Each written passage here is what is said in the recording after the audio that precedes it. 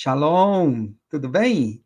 Eu sou o Antônio e este é o canal da comunidade cristã Radavar. Nós estamos aqui mais uma vez para mais um estudo sobre a palavra de Deus. Amém? Vamos orar. Pai, nós te rogamos as bênçãos, Senhor Deus, o discernimento com a tua sabedoria, para que possamos receber de ti, Senhor, e podermos reconhecer a tua vontade na palavra das Escrituras. Nós rogamos as tuas bênçãos, ó Deus, sobre este estudo em nome de Jesus. Amém. Maravilha. Espero que você esteja bem, tudo tranquilo, em paz, você, sua família, sua casa. Como sempre, eu vou compartilhar a tela para nós podermos começar o nosso estudo. Tá aí. Vamos falar hoje sobre a nação de Deus. A nação de Deus. É a igreja, né, gente? Aqui é um tema, um título, mas é a igreja em si, a eclésia, a assembleia de todos aqueles que cumprem a palavra de Deus, todos aqueles que buscam ser santos como Deus é santo, todos aqueles que compreendem que Deus é o único Senhor. É isso, basicamente. Hoje nós vamos tratar sobre um ponto, sobre um tema, né, específico, uma passagem específica que está na carta de Pedro. Não é esse não. Pedro na primeira carta de Pedro, ele endereça essa carta, olha só que interessante. Versículo primeiro do capítulo 1, ele fala assim, ó: Pedro, o apóstolo de Jesus Cristo, aos estrangeiros dispersos no Ponto, Galácia, Capadócia, Ásia e Bitínia. É muito interessante porque Pedro aqui, ele está, pelo menos nessa tradução, a Almeida Corrigida Fiel, ele, ele endereça essa carta aos estrangeiros. Aqui nós podemos, em princípio, compreender todos os cristãos, né, dispersos no Ponto, nessa região, Ponto, Galácia, Capadócia, Ásia e Bitínia, que hoje compreende ali a região da Turquia, Ásia Menor. Né? Tem um mapinha aqui, ó, aqui, dá para perceber aí, ó, à esquerda, em cima, nós temos a Itália, embaixo, em cinza ali, o norte da África, à direita tem ali a Judéia, a Fenícia, e com esses círculos anotados, nós temos ali, ó, a Ásia, Bitínia, Ponto, Galácia e Capadócia. Essa região da Ásia, lembrando, é a região em que se encontram as 7 igrejas que receberam as cartas registradas no livro do Apocalipse. Então, Pedro está endereçando a carta dele também para essas igrejas, né, para todos os estrangeiros.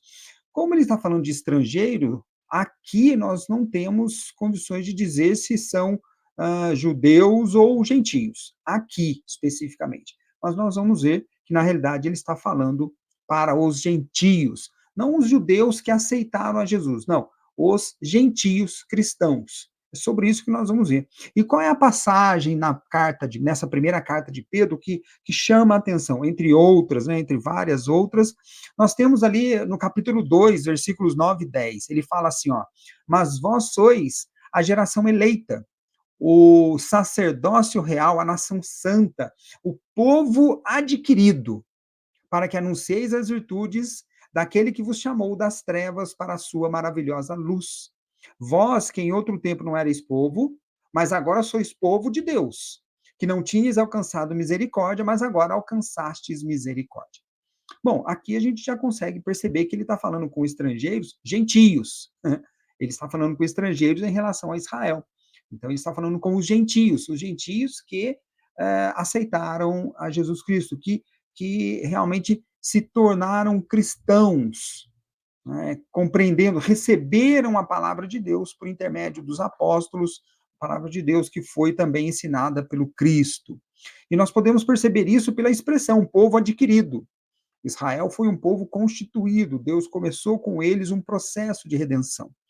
Mas os gentios, eles foram adquiridos, eles foram enxertados.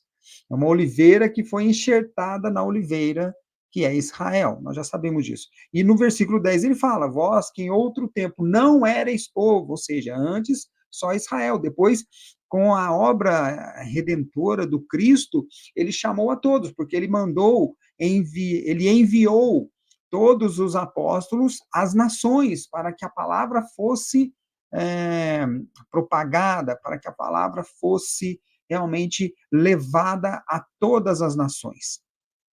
Jerusalém, Judéia, Samaria e os confins da terra. Não é assim? Então, mas agora sois povo de Deus. No versículo 10 ele deixa isso bem claro. Então ele está falando com os gentios. Os gentios agora recebem adjetivos, características. Os gentios que estão com Cristo recebem adjetivos que antes foram usados pelo próprio Israel. Geração eleita ou povo eleito foi usado na Torá para se referir a Israel. Sacerdócio real também, nação santa, tudo isso daí era Israel. Só que agora, como povo adquirido, eles também, nós todos, gentios, também somos o povo adquirido, somos também geração eleita, sacerdotes reais e nação santa. E nós vamos falar um pouquinho, vamos passar um pouquinho por essas expressões, né? A primeira delas, geração eleita. Essa expressão, ela lembra a questão da eleição, né? Que Deus, na realidade, chamou a todos, e com Cristo ele expandiu para as nações. No Evangelho de Mateus 28, 19 e 20, capítulo 28, versículos 19 e 20, o Cristo envia os apóstolos, e ele fala, portanto, ide, fazei discípulos de todas as nações. Aqui ele está elegendo todos, de todas as nações, que se propuserem a ser discípulos de Cristo, discípulos dos apóstolos e, portanto, discípulos de Cristo. E ele continua, batizando-os em nome do Pai, do Filho e do Espírito Santo, ensinando-os a guardar todas as coisas que eu vos tenho mandado. Então, o Cristo pegou a palavra de Deus, ele pegou a Torá e ali ele mandou que isso fosse enviado às nações. E ele continua. E eis que eu estou convosco todos os dias até a consumação dos séculos. Amém. Glória a Deus. Então, quando ele manda os apóstolos, quando ele envia, né, os apóstolos, ele estava justamente levando a palavra de Deus, ele estava orientando que a palavra de Deus fosse levada, e por isso todos aqueles que aceitassem a palavra, o ensino do Cristo, eles estavam sendo inclusos nessa expressão, geração eleita. É o povo eleito de Deus. E agora, quem é o povo eleito de Deus? Todos. Todos aqueles que aceitam a palavra de Deus são o povo eleito de Deus. Essa é a questão. Na realidade, Deus fez o ser humano à sua imagem e semelhança, né? Então, todos são eleitos de Deus. Basicamente isso. Sacerdócio real. Essa expressão também já foi usada na Torá. Ela lembra, como em Gênesis 14, 18, uma figura que é muito enigmática, Melquisedeque. Observa, Gênesis 14, 18. E Melquisedeque, rei de Salém, trouxe pão e vinho. E, e era este sacerdote do Deus Altíssimo. Preste atenção que Melquisedeque, ele era rei e também sacerdote, ou seja, o ofício dele era um sacerdócio real, ele era rei e sacerdote do Deus Altíssimo. Então, quando se fala de sacerdócio real, nós estamos lembrando da ordem de Melquisedeque, do qual Yeshua HaMashiach é realmente o sumo sacerdote para todo sempre. Então, nós vimos isso daí, a gente tem condições de ver isso lá na carta, na carta aos Hebreus, né? É isso. Agora, por que os gentios são também chamados de sacerdócio real? Por que isso?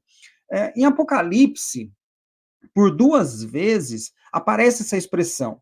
E nos fez reis e sacerdotes para Deus e seu Pai. A ele a glória e poder para todo sempre. Amém. Isso está em Apocalipse 1:6. E em Apocalipse 5:10, e para o nosso Deus nos fizeste reis e sacerdotes, e reinaremos sobre toda a terra. Maravilha! O que ele quer dizer aqui? O Cristo, quando a obra redentora, a obra da cruz, realizada a partir do sangue do Cristo, a partir da morte do Cristo, a partir da entrega da sua vida ali na cruz, ele nos comprou e nos fez reis e sacerdotes. Ou seja, todos agora têm condições de exercer o ofício de sacerdócio real. Como é isso? Isso é outra história, é para outro estudo. não é aqui agora. Nós estamos querendo simplesmente colocar assim, que nós somos agora, como povo adquirido, reis e sacerdotes, como geração eleita, reis e sacerdotes, junto com Israel. Amém? Nação santa, todos somos santos. Não podemos nos esquecer que, para sermos nação santa, obviamente, nós temos que ser santos.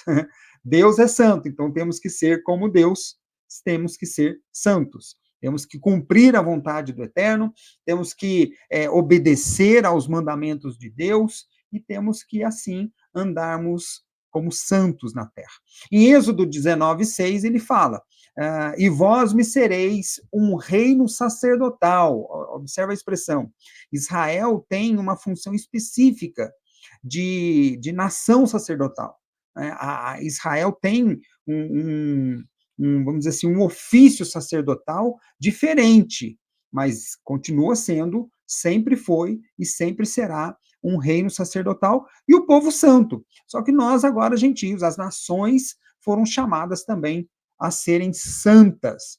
Né? Nós precisamos compreender isso aí, que as nações são chamadas e elas têm que se enquadrar no padrão de Deus. Né? E aí, obviamente, serão chamadas nações santas. No caso aqui, povo santo. Estas são as palavras que falarás aos filhos de Israel. Esse versículo 19:6 é Deus falando para Moisés e Moisés repetindo para todo Israel.